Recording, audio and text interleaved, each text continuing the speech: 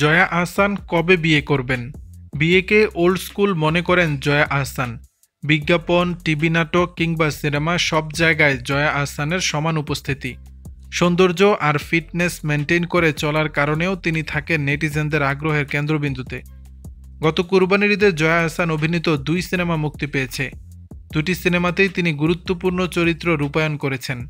কখনো ঢালিউড, কখনো টলিউডের কাজ নিয়ে ব্যস্ত থাকেন এই নায়িকা। বর্তমানে তিনি সিঙ্গেল, তাই নেটিজেনদের প্রশ্ন কবে বিয়ে করবেন জয়া আহসান। জয়া আহসান এই প্রশ্নের উত্তরে গণমাধ্যমকে বলেন, ন্যাড়া বেলতলায় একবারই যায়। জয়া আহসান এই প্রশ্নের উত্তরে গণমাধ্যমকে বলেন, ন্যাড়া বেলতলায় একবারই যায়, আর যাওয়ার ইচ্ছা নেই।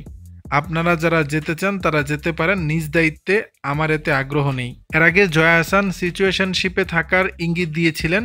তিনি বলেন, এখন তো কেউ রিলেশনশিপেই যায় না, সিচুয়েশনশিপ আর কি কি যেন আছে, এসব ভাবনায় সব কিছু আছে, শুধু রিলেশনশিপটাই নাই।